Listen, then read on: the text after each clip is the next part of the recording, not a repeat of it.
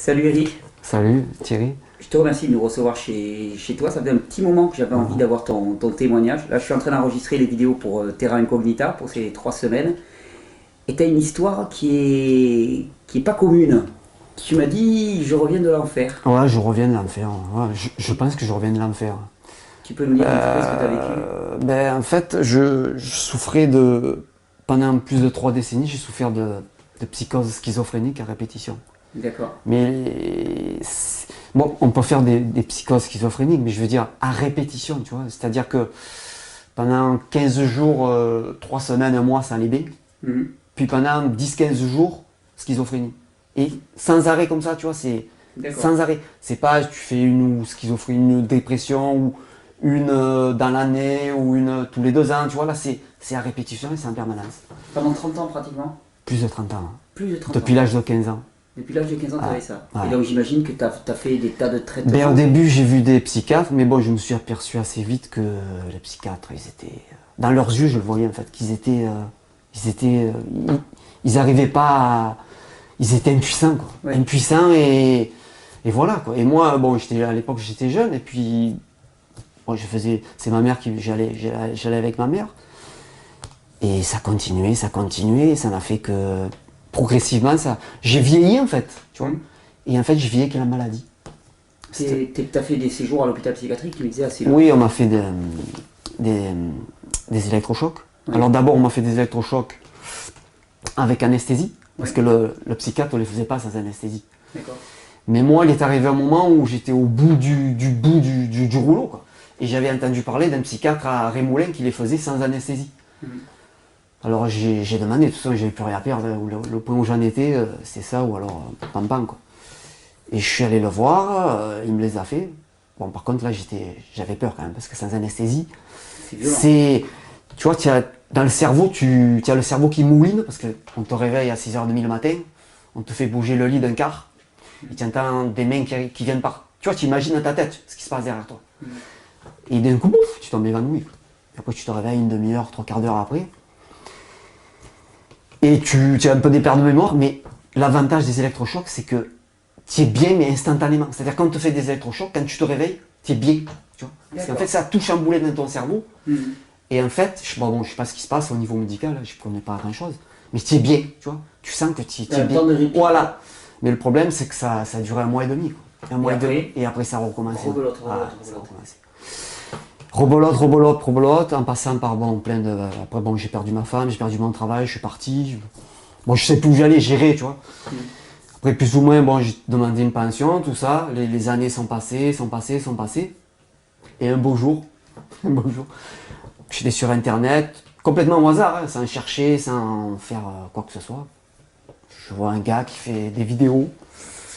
Je regarde, il me parle de neurotransmetteurs, de physiologie, voilà. Qu'est-ce qu'il raconte et tout.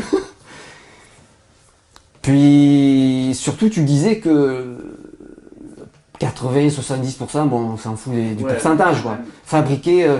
Était fabriqué par Les les neurotransmetteurs était fabriqué par les intestins, quoi. Quand j'ai entendu ça, en fait, ça fait comme un déclic dans mon cerveau. Je me suis dit, ce gars, mais qu'est-ce qu'il raconte? Oui, en fait, Moi, on parlait à ta tête. Voilà, on parlait. voilà. Et moi, on m'a toujours dit, je vivais dans le dogme de la psychologie, c'est-à-dire que tout tournait, on m'a toujours dit, c'est le cerveau, tout est basé sur le cerveau, en fait. Tout ce que tu as, c'est le cerveau, ça marche que dans ta boîte, il n'y a que là. C'est le corps, il suit. Mais non. En fait, j'ai commencé à entrecouper les messages que tu disais, les informations, j'ai recoupé. Et en fait, parce qu'en fait, il y a des sciences, ça a été dévoilé, ça. Mais ils n'en parlent pas. Exactement. Ah non, mais Ils n'en parlent pas. Si tu fais tes recherches Voilà. sur Internet, tu le trouves tout ça. Alors qu'ils devraient en parler. C'est quelque chose qui devrait, je sais pas, ça devrait exploser même. Ils devraient parler même que de ça. Et je te vois, toi qui fais ta vidéo, et je dis, mais c'est pas possible. Et au bout de, je sais pas, 10 jours, je commentais un extracteur, tout ça, je commence, et je bois le jus. Et je sais pas, c'est un ressenti, comme tu dis. Le premier jus que j'ai bu, je me rappelle, c'est un jus de fruits. Je sais pas, j'ai senti comme si, tu vois, quelque chose que j'avais jamais bu, mais qui m'apportait quelque chose, tu vois. Puis après, j'ai continué, j'ai fait des légumes par contre. Plus de légumes que de fruits. Et bon, j'ai fait des tisanes. Qu'est-ce que j'ai fait? Bon, j'ai supprimé d'entrée le gluten. Alors ça a été le gluten, c'est là. Ouais, déjà, ça a dû se lever dans la tête. Ouais, gluten, lait de vache et sucre. Ouais. Le sucre raffiné. Ouais. Voilà. Ça, c'est les 3 aliments. Mais rien voilà. qu'avec ça, tu fais 70% du boulot facilement. Quoi. C'est énorme. Mais c'est pas que c'était long. Je voyais que ça m'apportait quelque chose, les jus. Tu vois, je sentais qu'il y a quelque chose qui se passait, mais c'était pas assez. J'ai fait les jeûnes. Tu as commencé à jeûner? J'ai fait 1 jour. Oui. Après, j'ai fait 3 jours. Oui. Et j'ai dit, il faut que j'aille après 3 jours. C'était dur, hein. C'était dur parce que je maigrissais, tu vois, je suis tempérament mince. Ouais. Et là, actuellement, comme tu me vois, j'arrive plus à grossir. Tu vois. Depuis que j'essaye de manger plus ou moins, tu vois. Je dis pas que je suis un grand... je suis pas là à manger tout cru, je peux pas d'ailleurs manger tout cru. Il me faut du cuit, il me faut du consistant quand même, tu vois. Mais malgré que je mange du consistant, parce qu'avant j'aimais bien le pain, moi, tu vois. Je ne grossis plus. J'arrive plus à grossir. J'arrive plus à grossir. Ça fait combien de temps ça fait que tu as fait le changement? Ça fait plus d'1 an quand même. Plus d'1 an? Ouais. Il faudrait que je mange des quantités plus importantes. Ouais. C'est toujours ça le change. Il faut arriver à manger assez parce que c'est une alimentation qui est chargée en eau. Mais... Et donc, tu disais, tu as commencé les jeûnes. En fait, quand j'ai fait le jeûne, quand j'ai fait le 3e jeûne, c'est-à-dire j'en ai fait un de 1 jour, le 2e de 3 jours et le 3e de 5 jours. Quand j'ai fait le 3e jeûne, que j'ai dépassé, je voulais arrêter au bout de 3 jours parce que je commençais à avoir des douleurs, des migraines, mais des fortes migraines, et je commençais à avoir des insomnies, tu vois. Mais je dis, il faut que je fasse 5 jours. Mon corps, je sais pas, il me disait, il faut que tu ailles au-delà. Il faut que tu ailles au-delà des 3 jours. Et j'ai bien fait parce qu'en fait, quand je suis allé au-delà des 3 jours, j'ai senti qu'en fait, que ça, tu vois, comme un dégraissage, comme un, je sais pas, un truc qui se passait quelque chose en moi. Et après, bon, j'ai fini mon jeûne. Après, petit à petit, j'ai remangé, j'ai bu, parce qu'il faut redémarrer petit après. Très progressivement. Progressivement, bon, j'ai maigri, mais ça fait rien. J'avais plus, c'est plus ça que j'avais en tête. En fait, ce que j'avais en tête, c'est guérir. Guérir ou m'améliorer, tu vois. Mais qu'il se passe quelque chose, tu vois. Qu'il se passe quelque chose dans mon corps, dans ma tête. Et quand j'ai fini ce jeûne, j'ai dit, il va se passer quelque chose. Je sentais qu'il se passait quelque chose. Et au bout d'1 mois, mes périodes ont commencé à s'espacer, tu vois. Et quand mes périodes ont commencé à s'espacer, j'ai dit, là, vraiment, il se passe quelque chose, tu vois. Il y a quelque chose de nouveau. Parce qu'en fait, c'était mécanique. C'était des cycles. Tu savais quand ils allaient revenir et tout. Quand j'étais en crise, bon, à la limite, tu vois, je pouvais rien prévoir, tu vois, mais c'était des cycles réguliers. C'était comme si quelqu'un il écrivait sur une page, Eric, là tu vas rechuter, là cette date tu vas rechuter, tu vois, c'était écrit en fait, tu vois. Et en fait ça se passait, parce qu'en fait c'était bon à quelques jours près, tu vois, ça se passait, c'était mécanique. Et là en fait je voyais que... T'as sauté des dates. Voilà, ça sautait, non seulement ça sautait, mais ça s'écartait, et ça se prolongeait, tu vois. Et là j'ai dit bon, il faut bombarder, et je continue les jus, surtout de légumes, tu vois. Les orties, quand il est sorti les orties, je coupais les orties, les chardons-marie, tu sais, les chardons-marie, je coupais, je buvais. Et voilà quoi, et petit à petit, là ça fait vraiment 8 mois, là, 6 mois que vraiment c'est... Je le vois que, tu vois, ma peau elle est... Je sais pas, je sens que je me sens autrement quoi. Je me sens autrement. Et les crises, depuis 8 mois? Ah, il n'y a plus rien. Il n'y a plus rien du tout. Plus rien du tout. Mais pour moi c'est le gluten quoi. Je pense que c'est le gluten. Oui. Le gluten et le sucre. Parce que j'étais un gros gourmand de... Tu vois, je mangeais pas des tartes, tout ça, mais c'est une merde, tu vois, de yaourt, des sucrés, tu vois, plein de... Tu vois, des trucs qui sont pas bons, quoi. Tu te rends compte, c'est quand même une folie. C'est-à-dire que pendant 30 ans, tu es passé par l'hôpital psychiatrique, électrochoc, thérapie cognitive en tout genre, et ainsi de suite. Alors qu'en fait, c'était juste une question alimentaire. C'était juste une question alimentaire. La clé était là. Ah oui. Ça pourrait être risible si c'était pas aussi horrible. Mais je préfère mieux en rire. Je préfère mieux en rire parce que je vais pas m'apitoyer sur mon sort. Mais je préfère mieux en rire. Tu te rends compte de cette folie à travers laquelle on passe au travers de tout ça et puis on rate tout quoi. Mais le jeûne, c'est vrai que le jeûne, c'est accélérer les choses. Mais le problème, c'est qu'il faut pas, après je sais pas, moi je suis pas un professionnel, mais je sais qu'il faut pas faire un jeûne comme tu avais dit là, d'un coup, mettons. Oui, tu as bien fait un jour, 3 jours et 5 jours. 5 jours. Mais je vais en parler durant ce terrain incognita, je vais en parler beaucoup de ce qu'on appelle la maladie mentale, entre guillemets, et ramener ça dans le corps. Parce que de toute façon, le mental, il est dans le corps, et il fonctionne en fonction du corps et en fonction de ce qu'on lui donne à manger, en fonction de notre environnement. Et ça, c'est une manifestation extraordinaire, quoi. Et bon, tu disais ta peau qui s'est améliorée. Je le vois. Mais je le sens, tu vois. C'est comme... tu le ressens. Tu le ressens. Tu ressens que dans ton corps, il y a quelque chose qui circule. que d'habitude ça circule pas comme ça. Il y a quelque chose dans ton corps. Je sais pas. Et dis-moi, les gens qui étaient autour de toi, les médecins, la famille, les gens comme ça, ils ont vu ce qui se passait? Ah, mon frère, moi je suis proche de mon frère, c'est-à-dire que voilà, je discute quand j'ai quelque chose d'intime à discuter, je discute avec mon frère. Et bon voilà, après il me dit ouais, parce que lui il est pas trop là-dedans, tu vois, mais après il s'intéresse à tout, il est curieux, comme tout le monde. Ça a quand même dû l'interpeller. Oui, ça l'a interpellé. Et j'ai dit voilà, il m'a dit de toute façon, vas-y, au point où tu en es, tout essayer. Et les médecins, t'as réussi à Ah non, mais les médecins, j'ai plus de contact avec les médecins. D'accord. Mais même avant, même quand j'étais malade, j'ai plus de contact avec les médecins. Parce que les médecins, ils ne peuvent plus rien, ils sont impuissants. Ils sont impuissants, mais quand je te dis impuissants, ils sont impuissants. C'est que non seulement quand je prenais les cachets, ça me faisait rien, mais ça me faisait l'effet inverse. C'est-à-dire que quand je prenais les cachets, les neuroleptiques et compagnie, mes périodes où j'étais pas bien, elles se prolongeaient. D'accord. Tu vois? En fait, c'est comme si mon corps, il rejetait. Ouais, donc t'en étais arrivé à un point où finalement tu vivais avec et puis c'était tout. Voilà, j'attendais, gérais, je cherchais, et je suis tombé sur toi. Ouais. Il a fallu que je tombe, bah oui, sur toi. Ouais.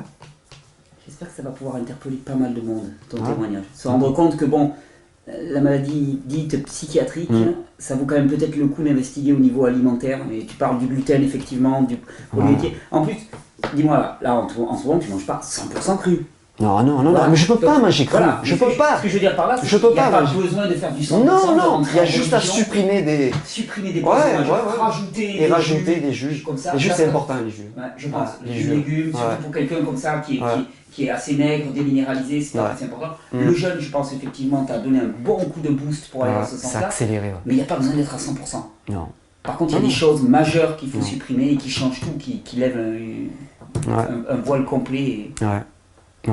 Et franchement, tu vois, ça fait 8 mois que je suis bien, et j'arrive pas à réaliser encore. Parce que je suis tellement resté longtemps dans cet état qu'en fait, j'arrive pas à...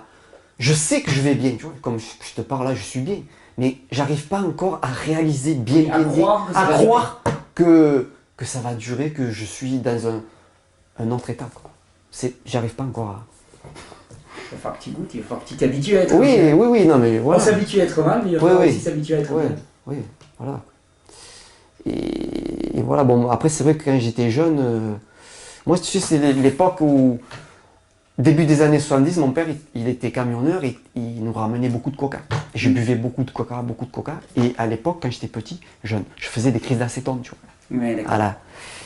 Et c'est vrai que plus ou moins, je devais être quelque part peut-être fragile du foie aussi. Tu vois, au niveau du foie, je devais être fragile.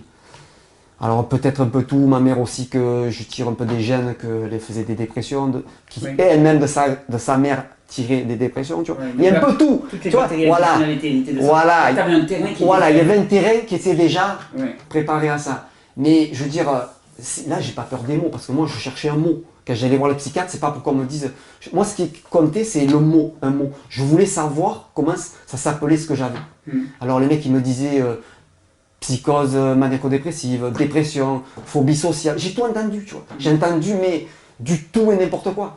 Et un jour, le mec, il m'a dit... bon, après, voilà, c'est moi qui me suis fait mon opinion. Il m'a dit, monsieur, vous souffrez de psychose schizophrénique. Parce que c'est vrai, parce qu'en fait, tu vois, quand j'étais en crise, c'est une forme de... Comment on appelle ça, que tu te renfermes sur toi, d'autisme. Tu vois, c'est de l'autisme en fait, c'est une forme d'autisme. C'est-à-dire que je renferme. Quand je sortais pas pendant 15 jours, 3 semaines, je restais enfermé chez moi, je bouge plus.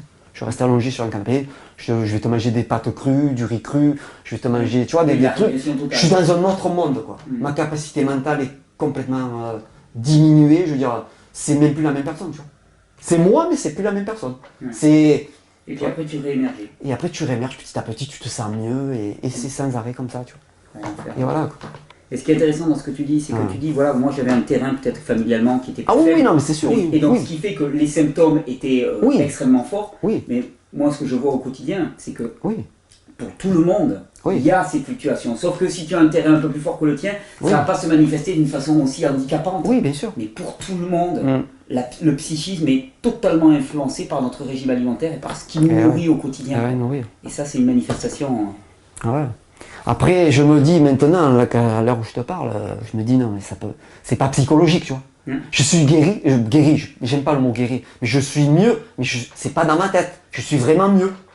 Tu vois, c'est pas. Mais on a du mal à Voilà. cerner où est-ce que ça se Mais passe. voilà, mais comme je te dis, j'ai du mal à réaliser encore parce que je suis tellement resté longtemps. Tu vois, c'est la durée en fait. Plus de 3 décennies, tu vois. C'est la durée en fait que j'arrive pas encore à réaliser que voilà. Quoi. Bienvenue dans la vie. Oui. Je te remercie. C'est moi qui te remercie. Merci C'est pour ton moi témoignage. du fond du cœur. Sincèrement, j'espère que ça va vraiment interpeller du monde, Oui. des proches de personnes qui souffrent, pour les personnes qui souffrent. Qu'ils essayent, quoi. Ils n'ont rien à perdre. Qu'ils essayent et qu'ils voient. De toute façon, ça ne va pas leur faire mal. Ouais. Et qu'ils voient parce qu'il y a peut-être autre chose à comprendre et peut-être qu'ils vont prendre le risque d'aller mieux. Ouais. Merci Eric. Merci à toi. Merci sincèrement. Merci.